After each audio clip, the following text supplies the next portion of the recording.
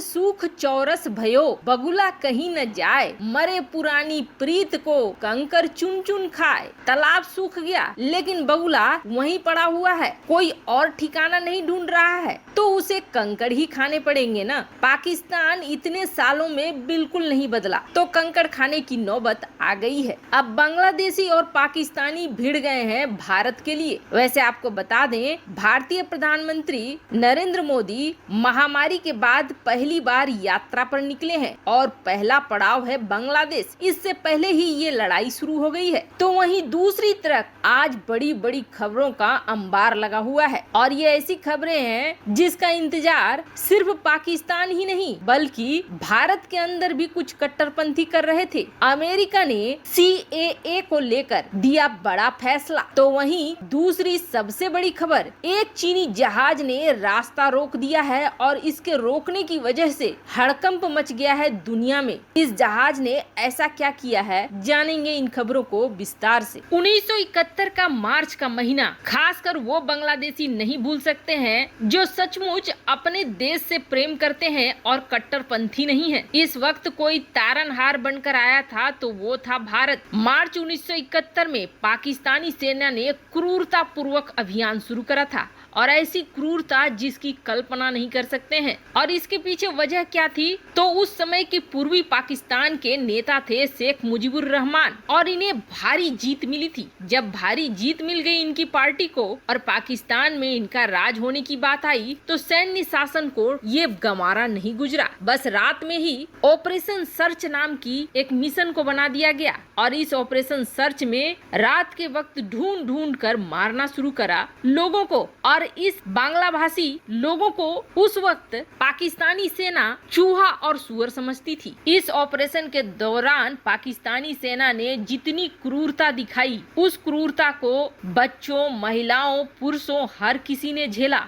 पर यहाँ भारत ने बीच में आकर न सिर्फ बांग्लादेश को आजाद कराया बल्कि उस अत्याचार से भी छुटकारा दिलाया। अगर भारत न होता तो जिस तरह से इस मुद्दे पर बाकी दुनिया ने आंखें बंद कर रखी थी, आज के एक भी बांग्लादेशी नहीं बचते। और अब जब भारत के प्रधानमंत्री बांग्लादेश की यात्रा पर निकले हैं तो बांग्लादेश के हिफाजते इस्लाम जैसे कई इस्लामी कट्टरपंथी समूहों ने PM मोदी के ढाका में घुसने के खिलाफ प्रदर्शन करने की धमकी दे दी है, जिसके बाद बांग्लादेश ने सुरक्षा व्यवस्था को और कड़ा कर दिया है और खुद प्रधानमंत्री शेख हसीना ने PM मोदी की यात्रा में किसी भी तरह का रुकावट पैदा करने वाले के खिलाफ कड़ी कार्रवाई का आदेश भी दे दिया है। बांग्लादेशी ये मान रहे हैं कि ये जो कट्टरपंथी समूह हैं, ये पाकिस्तान द्वारा संचालित होते हैं। ये दरअसल ISI के एजेंट हैं और उन्हीं के इशारों पर काम करते हैं। इसके लिए एक लड़ाई शुरू हो गई है और सोशल मीडिया में पाकिस्तानी और बांग्लादेशी दोनों भिड़ रहे हैं। जहां पाकिस्तानी प्रधानमंत्री मोदी की इस यात्रा को लेकर सोशल मीडिया में अनाप शनाप लिख रहे हैं, तो वहीं इसका जवाब मिल रहा है उन्हें बांग्लादेशी जनता की तरफ से। वो जनता जो कि कट्टरपंथी नहीं है। बांग्लादेशी पाकिस्तान के महंगाई पर भी जमकर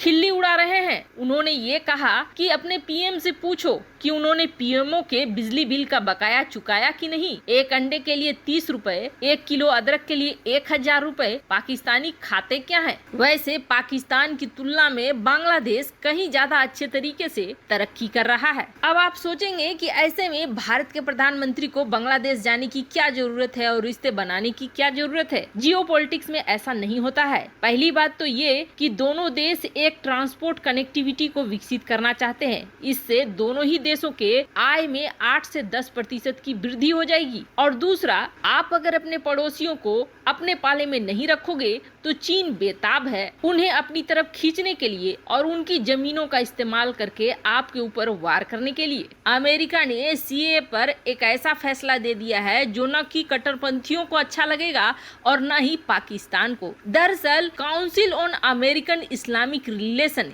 इस नाम की एक संगठन ने जोड़ तोड़ लगाकर कोशिश करी कि अमेरिका के शक्तिशाली शहर शिकागो के नगर परिषद में CAA और मानवाधिकार को लेकर भारत की आलोचना का एक प्रस्ताव आए। प्रस्ताव आ भी गया। टारगेट पे था कि ऐसा करने से भारत की बदनामी होगी और यह मामला अंतर्राष्ट्रीय बन जाएगा। एंटी इंडिया लॉबी और इस्लामिक संगठनों के इशारे पर परिषद के ही एक सदस्य ने भारत के खिलाफ इस प्रस्ताव को पेश कर दिया था और इस प्रस्ताव में भारत ने जो संशोधित नागरिकता कानून बनाया है और उसको लेकर जो मानवाधिकार के मुद्दे हैं उसके लिए आलोचना की गई थी। वैसे शिकागो शहर के लोगों ने इन मंसूबों को फेल करते हुए इस पूरे प्रस्ताव को ही खारिज कर दिया। सदस्यों ने ये कहा कि ये जो प्रस्ताव लाया गया है यह बिल्कुल विभाजनकारी है और इस तरह के प्रस्ताव के बारे में अमेरिकी परिषद कोई फैसला नहीं ले सकती है। यह भारत का आंतरिक मामला है और भारत के अंदर क्या हो रहा है वह भारत ही ज्यादा सही बता सकता है। वैसे एक सदस्य ने तो ये भी कह दिया कि जिस सदस्य ने भारत के मामले को उठाया है उसे तो सबसे पहले चीन में उइगर के सफाई पर बात उठानी चाहिए, लेकिन उस पर तो कोई बात नहीं कर रहा है। वहीं दूसरी तरफ चीन का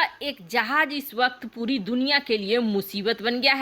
एक ऐसा मुसीबत जिसने व्यापार के रास्ते को रोक दिया है और बुरी तरीके से व्यापार प्रभावित हो रहा है। अब इस जहाज के निकलने में 1 सप्ताह लगेगा या 1 महीना ये तो कहना मुश्किल है, लेकिन जिस तरीके से ये फंसा है उस तरीके से सबसे ज्यादा हड़कंप मचा हुआ है दुनिया में। दरअसल मिस्र की स्वेज नहर, इसमें बना हुआ है एक कनाल। इजिप्ट का यह कनाल इजिप्ट को बहुत फायदा पहुंचाता है। करीब $5 बिलियन का सालाना इनकम होता है इस कनाल से, वो भी बैठे बिठाए। यह कनाल इजिप्ट के लिए एक वरदान से ज्यादा कुछ नहीं है। इस रास्ते का इस्तेमाल दुनिया के लगभग सभी बड़े देश अपने व्यापार के लिए करते हैं। दुनिया के व्यापार का एक बड़ा हिस्सा इसी रास्ते के द्वारा होता है और अब इसमें एक विशाल कंटेनर जहाज फंस चुका है और इसके फंसने से बुरी तरीके से जाम लग गया है। हालांकि यह जानबूझकर फंसाया गया है या गलती से फंसा है इसकी पुष्टि अभी तक नहीं हुई है, लेकिन दुनिया के सबसे विशाल मालवाहक कंटेनर में से एक माना जाता है ये जहाज, जो इस वक्त कनाल को पूरी तरीके से जाम कर रहा है और ऐसे समय में पूरी दुनिया के लिए एक बड़ी परेशानी खड़ी कर रहा है, क्योंकि इस रास्ते से सिर्फ व्यापार ही नहीं, अभी जो महामारी चल रही है उसके लिए टीका भी आ रहा है जा रहा है।